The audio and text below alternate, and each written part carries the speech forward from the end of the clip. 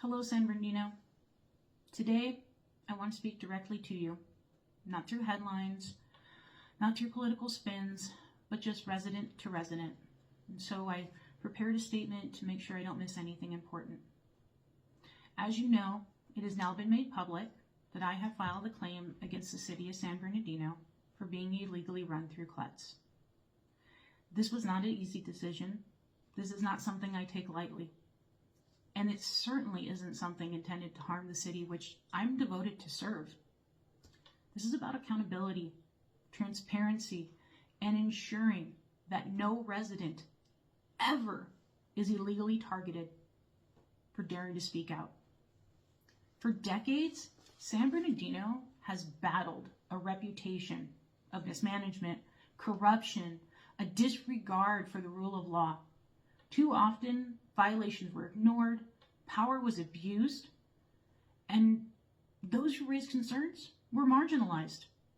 These patterns don't just tarnish the city's image, they erode trust at the most fundamental level.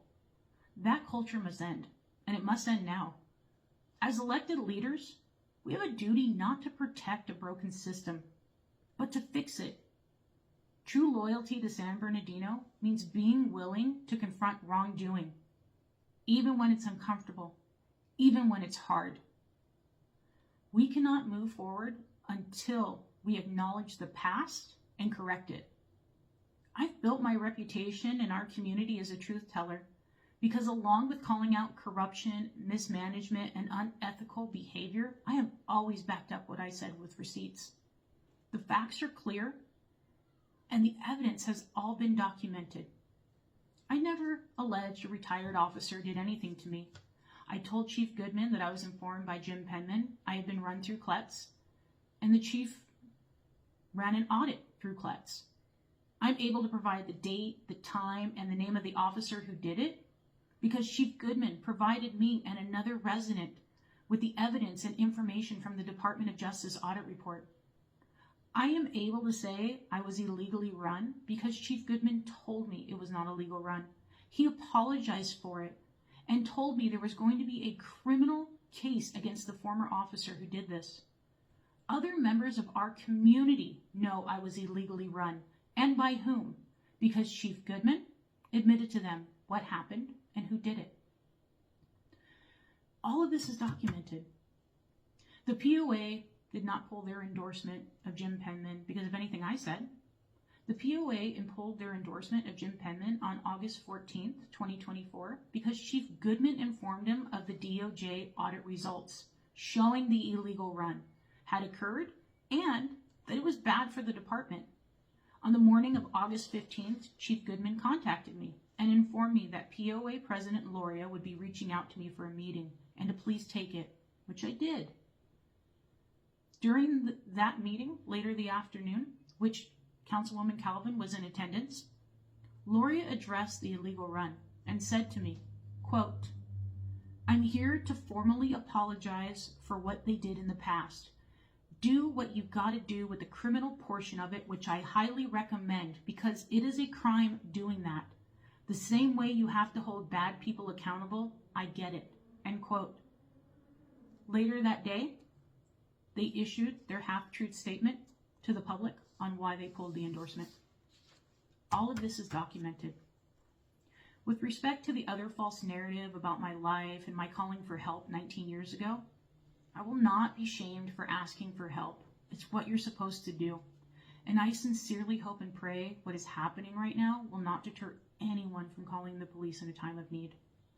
Furthermore, Chief Goodman ran me himself and verified my CLETS report with me on August 8th of 2024, and then verified his findings in writing to me on August 10th, 2024, before I issued my statement. And quote, "Yes, for San Bernardino County, I was able to confirm there were no arrests, detentions only, no court records, and no convictions." I also want to relay to you what Chief Goodman told me that he told Mr. Penman during the election regarding what he was putting out. Quote, "It's irresponsible, Jim, what you're doing, because I have access to a criminal database that does not say what you are saying. I do not support what you're doing because I would never make those statements. It's not true in the context that you are making them. I would never say that because I don't have that information to be true. So you can do that because you are a politician, but I can't do that as a chief of police. That is not what I see. That was Chief Goodman on August 29th of 2024. All of this is documented. I have been waiting for a criminal case that Chief Goodman told me he was preparing and that POA President Loria told me to pursue against the former officer. The $2 million figure cited in the media is not about seeking personal gain. It reflects the seriousness of the violations and the responsibility to ensure consequences when public trust is broken. This claim is about setting a precedent that the city must respect the law it asks the residents to follow. We must show through our actions that San Bernardino is no longer a place where misconduct is excused or hidden. It is a city where integrity, honesty, and accountability are the new standard. I want to be really clear. I love San Bernardino. I believe in the potential of our city and our residents. And I know that real accountability makes us stronger, not weaker.